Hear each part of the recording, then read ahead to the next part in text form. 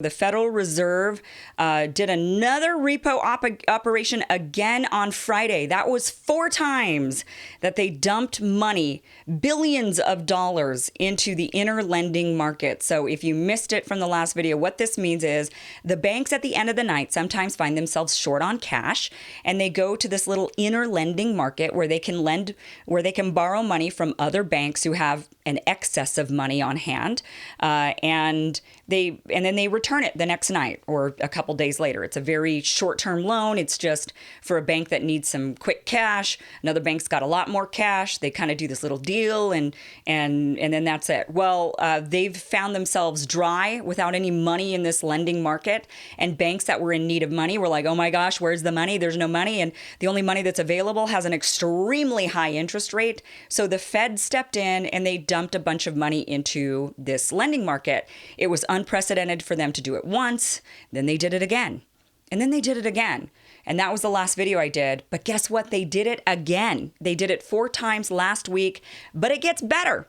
They then quietly announced on Friday, after they lowered the interest rate, they quietly announced that they will be dumping $75 billion every single weekday until October 10th into the little inner lending market. Yeah. So it wasn't just once. It wasn't just twice. It wasn't just 4 times. No, they're going to do it for the next 2 weeks straight. So the big question many of us have is, where's the money, guys? The banks are saying that they're loaded. The banks say that they've got lots and lots of money, that they're more profitable than they've ever been, even though the rest of America is still suffering and trying to recover from the recession. But the banks aren't, except the banks somehow find themselves short on cash. So they're so short on cash that the Fed now has to dump this money into this inner lending market for the next 2 weeks. Another frustrating thing about this, now I've been doing a lot of research on the whole entire system, and I am at this point, I was largely suspicious back in probably April or May. I started to, I do a lot of research for my shows and whatnot, and I started to get this inkling suspicion that the banks, like, look, we can say a lot of things are the root of the problem. We could say it's money in politics. We could say that it's the military-industrial complex. We could say that it's, there's a variety of the corrupt politicians, whatever it is, career politicians or electoral, whatever you want to blame it on. A lot of people want to blame the discrepancies with wealth and kind of the shit that hits the fan all the time. They want to blame it on all these variety of things. I think it's banking. I really think the root of all evil comes down to the banking system and the way the banking system is set up, or maybe it's banking in general. I haven't quite wrapped myself fully around that, but I've been researching a lot on it. I'm closer to putting all the pieces together as to why, and the bigger question, what would fix it?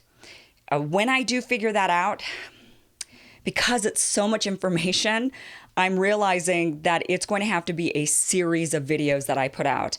I know in other times when I've done in-depth research on certain topics, I could do maybe a half-hour video on it and at least paint the picture. But with this, it's so big, guys, I would have to do a series of videos, which I hope I will be able to do in the next probably few months. Honestly, it's just so much to wrap around.